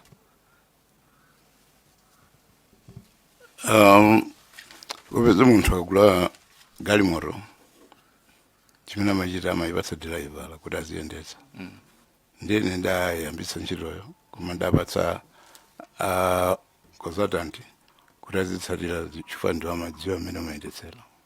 Zikomo kwambiri mokuti ndiye kuti mfundo yokuti pakazatuluka ma invoice kuchokera kumepa kapena kwina kulikonse mutazalipire ndinu ndiye kuti si mfundo yomwe munapanga generate inu koma ndi consultant iyo popeza ndi amene amadziwa ntchito. Popeza galimoto ngakhe driver aliyendetsa ikonongeka amauzano wake. Zikomo kwambiri kupatulako amatex amene ndikukhulupirira kuti munayamba kugwira nawo ntchito katikati kodi pali wina aliyense yemwe anakuthandizani kudziwa kuti pazafunika materials yawa pazafunika ichi ndicho kuti ntchito yonse iyitheke pazafunika mabungwe yawa kuti ntchito izatheke alipo wina? Potova mimba sakuti tsegulire. Zikomo kwambiri co-chairs. Let me turn to the consultant. Bwana Matengule, there is a similar question. Fundo yokuti atazalipire ma invoices ndi abwanawa imeneyi kodi adalemba iwowa muda wadziwisa kumayambiriro kapena aidziwa mkatikati? Zipo makochea ndasinza kuti munapopeza mafuso ndi akasungu central kuti kapena ndi yankhetu. You could.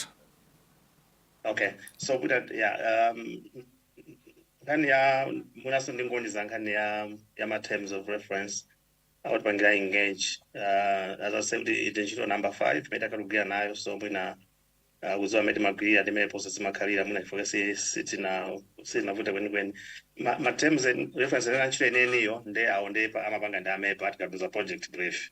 But other the contractual issues, okay, mezi ojuka banji is also the tunapangia remotes ndi now based on other previous projects. Kani ma invoices yo for social agenda kuti ikabwera malipole na follow sewa magalipira ndiye sina solution ya chilendo yaya manzo kuti ikabwera invoice yo tatumizira agalipira because ndipera kazopagira ma project na follow seminal mbuyo ndiye kuti inalinga chilendo kweni nkhani imeneyo. Akasungu central anafisa kuti mmene mukuonera mwathandiza mokwanira bwino ndikupya kuti nchifake munaswana kupanga engage kuti dzathandiza ntchito imeneyi pozina kuti munati mathandiza bwino ntchito zimene takhalwa mbuyomu koma kuti nthawi zina zimakha out of our control. Ife tikapanga submit report kumepa kuti apange schedule meeting yopanga review ife sitimakhala ndi influence iliyonse. Kakuti akumana mwina after 2 weeks or after a month or 3 months ife tibe control timangodikira kwa ife mpaka nthawi yakumaneyo tifama nawo salima procedures awo amene akumepa mwina afotokoze amene amapangira ma meeting awo kuti apange review ma report. Ndiye nthawi ikamadusa akadandaula mwina developer ndi timakhoza kwa ulembera mepa kwafunsa kuti zili pa ndamadusa yayi meeting iyo tipanga schedule tikapanga schedule move amalizaksi koma nthawi zambiri timakhala tibe influence on when they meet or when the board will meet to discuss or deliberate our submissions. Mwina ndiyankhe motero mkuzika chair. Chair, I think let me yield to co-chair. Zikongwambiri co-chair. Ine bwana Zombe ndibwere kwa inu ndipo ndifuna ndigwire mawu awiri. Oyamba mwayankhula kuti ntchito iyi njatonse yofuna achiwiri ndonena kuti mwanena kuti ntchito iyi njofuna kuthandiza wanthu akumudzi. Mwabwereza kwambiri mawu amenewo. Ndimafuna kuti mutisimikizire kapena mutati tambasulira kunena kuti kuchoka 2025 kuzafika lero kupatula awa a Maltex mwalandirapo thandizo lililonse kuchokera ku mabungwe ya boma kapena boma limene lakhala likubwerapo kuza kuthandizirani kunena kuti chinthu ichi ndi chatonse mufuna muthandiza Malawi. Mwalandirapo thandizo lililonse kuchokera ku boma directly kuti tifuna tikuthandizeni pa ichi tikuiona vision yanu mufuna muthandiza Malawi. Boma mwaonapo chidwi chiliyonse cha boma pa nkhani imeneyi? Nkubira thandizo lake nkumnguma ita point finger kuti apo koma sati kuthandiza kuti ntchito iyende. Kusonyeza kuti boma limene likufuna kuthandizidwalo ndi anthu ake sili naonesepo chidwi siyoncho. Onetsa kuti mwina soludziwa zinochita pena. Chair zikomo kwambiri. Specifically bwana Zombe mwina ndikuziwa kuti mukukonda kuti yankha mu mawu kuti tiwalingalire koma pongofuna kukhala very straightforward kuti tipeze yankho lenileni. Pa nkhani yomwe yavuta kwambiri kuoneka ina mwa izo ndi nkhani ya malo. Kodi mukulandira thandizo lililonse kuti malo apangidwe regularize popezana ndi kuti pali vuto pakali panopa? Nanenakale kuti ngati thandizo lilipo longo lifunsa mafunso koma sati kuti apa pali vuto tiye tithandizane kuti zinthu zipite patsogolo zimenezo ndi sinolandirepo.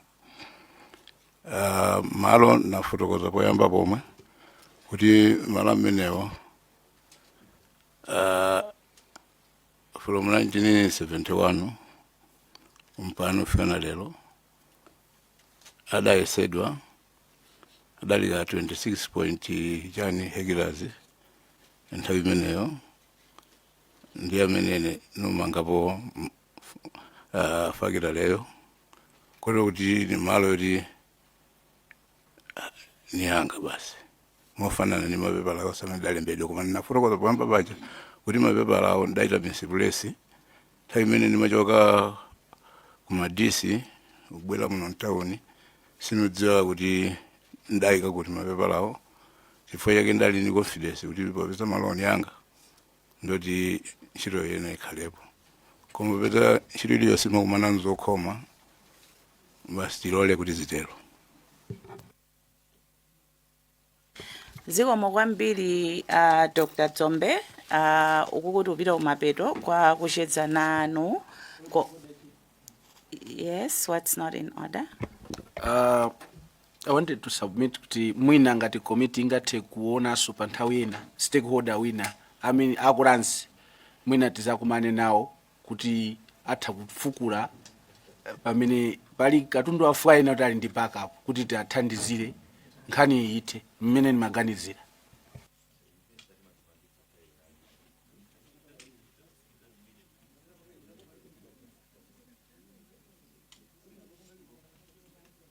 Point of order, Chair.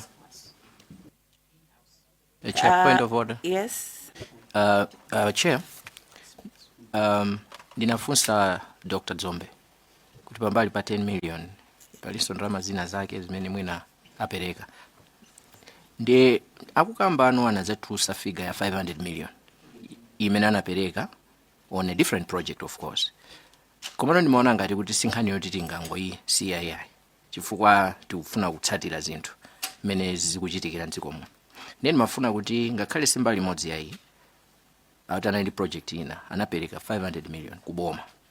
Mwina abecheya mukana lola kuti atambasule kuti kodino atapereka project yo inachitika ngati sinachitike ndalama yo anabwezera because zikhozo khala zimene zikuchitikiraso anthu ena ambiri amene akukumana nazo zinthu ngati zimenezo. So ngakhale isali mbali imodzi ya zimene tikupanga koma ndiyofunikira because frustration yawo ikubweranso chifukwa cha zimenezo. Thank you so much. Ndimapita kumeneko chifukwa anachulako za 500 million imene anapereka mbuyomo. Funso langa linali la msanga kwambiri pamene popo kuti kodi bwana Dzombe chinali chakachiti komanso project yomanena kuti inali ya International Bus Terminal inachitika mwachidule chabe. Sindikufuna kuti mufotokoze koma mungotiuza chinali chakachiti komanso ntchito imeneyo yayimira pati. International Bus Terminal nesababita zaka over 7 now pamene zidachitikira.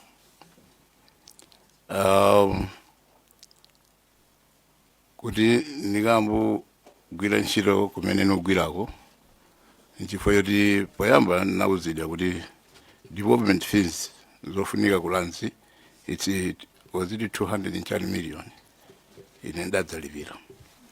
Ndi ntalipira ndiye adanena kuti chabwino pofunika mulembe mapulani.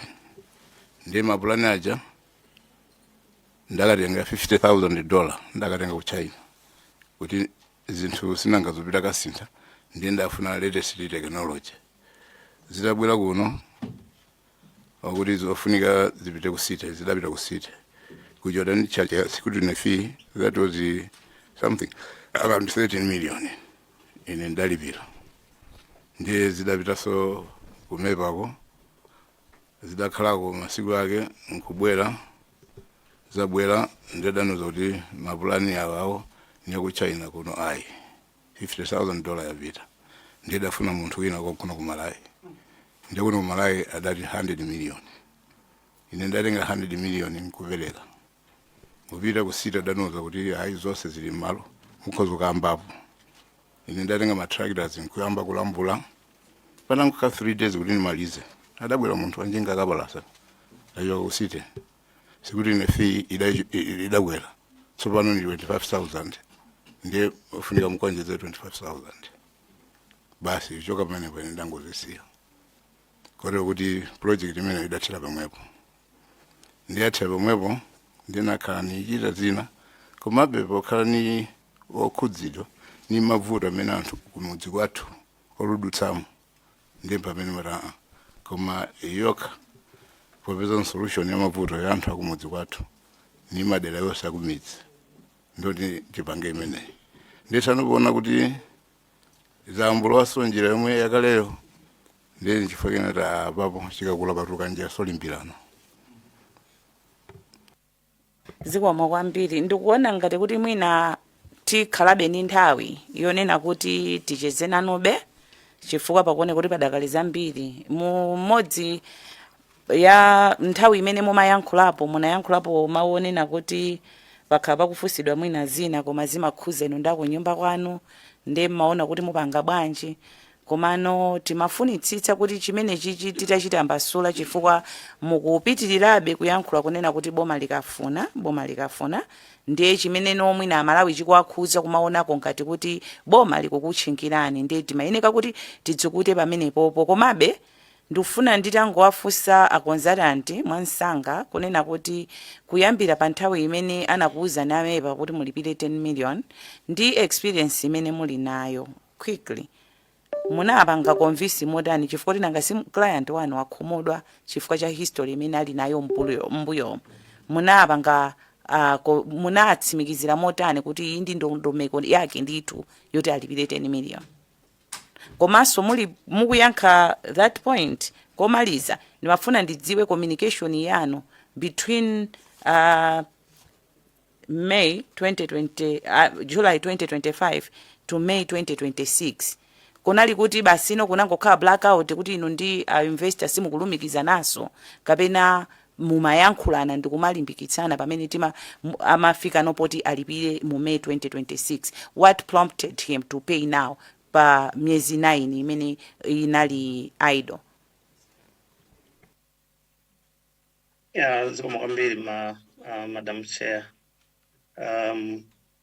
Mwina bwera fuso loya palo mwina ndingambira chipiriro timalumikizana ifoti ntchito zimagwirira komanso so chinakhanga pena so nchibale choncho ndiye akakhati mapulogalamu amandipira tabwera ticheze ndifuna panga zakuti so timakhabe tikulumikizana mafuna ndithu kuti alimikizana these are new gazetted fees zasintha zakwera mtengo poyamba timayipita ma 30 million pana akweza pa ma 10 million mwapita ngasi ano akamaona mmene mwina budget yawo ili kodi akaitenga pati nde mwinapo makampolekezera kuti ayi nditekezera apa akakonzeka apanga komano it's also in our interest nangasi chito tikapanga mafuna tilipidwe ndekhaso ikuchedwaso ili makaso na feso ndekuti kathukoso sikatuluka atusanga pene ndemoti abaso na feso we are being impacted for makape payment nekulikira mwina mpaka na final approval. So solution aona kuti muna ma communication iwo I think between there and then ndakakana kuti timalumikizana kwa ufusado kuti zibati hayi ndandikasaka bedama ndikasaka so makabe mpena polekeza kumano mwina ndimene afotokozeramo kuti yayi nausadaza ta mwina ndamina kulira kumanga na budget mwina chifaka adayima koma ifeso ndimakhudzika chifukwa tikaona ndi nature project yo komanso ndimeta kuyaso mwina in the past now ntchito nafeso ndimakhudzika plus nafeso ndo ndamaso situluka yathu nanga tizidikirira mpaka na approval zaipaka amepa ndikhuzanga nthu Madam Chair zikomo. Zikomo kwambiri mwina chifukwa cha nthawi tilekere pamenepo kuti anzathu amepa ticheze nawonso timve kuti tikuti chani koma ndikukhulupirira unewa kuti tikhala tikukufunaninso posachedwa apa kuti tione kuti kodi timasulabe bwanji ziwiri zitatu tikamvanso anzathu amepa komanso mwina ndi ma stakeholders ena amene tiyapange engage padakali mafunso ochuluka amene mwina apangisanso kunena kuti tikhale kuti kutsogolo kuti ukufunanibe inuyo akonzalanti komanso investor athu. Mwina komalizira kwenikweni kodi process ya title deed munapanga kale application kulanzi kuti mwina tikhoza kupanganso follow up ndi anzathu alanzi kuti ili patipo process ya ma title deed?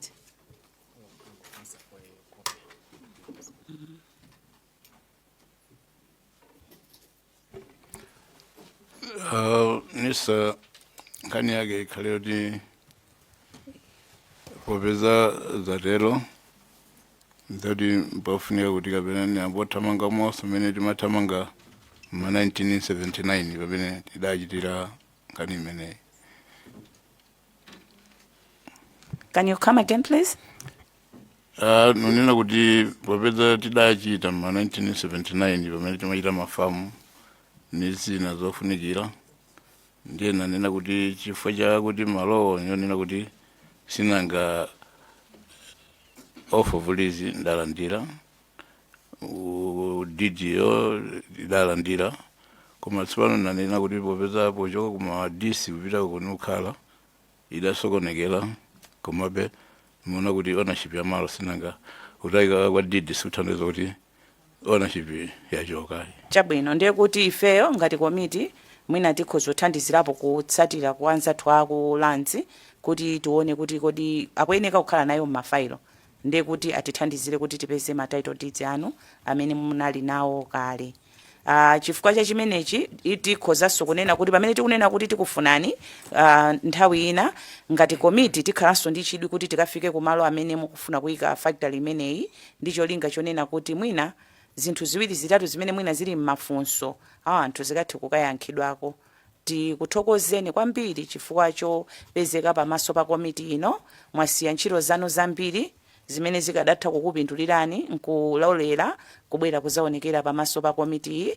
Tikathokoza ndi amepa komanso mabungwe ena aboma pa nkhani imeneyi, tikukhulupirira kuti tikufunanisoni kuti tithokoza nanu masiku amene tingakonze kuti tiyende tibwere kumene mukufuna kuyika factory imeneyi, kudziwisana parliament. Ndikufuneni zabwino zonse pamene mukubwerera. Zikomo kwambiri Dzombe komanso Mr. Robert. Ambuye akudalitseni. Zikomo.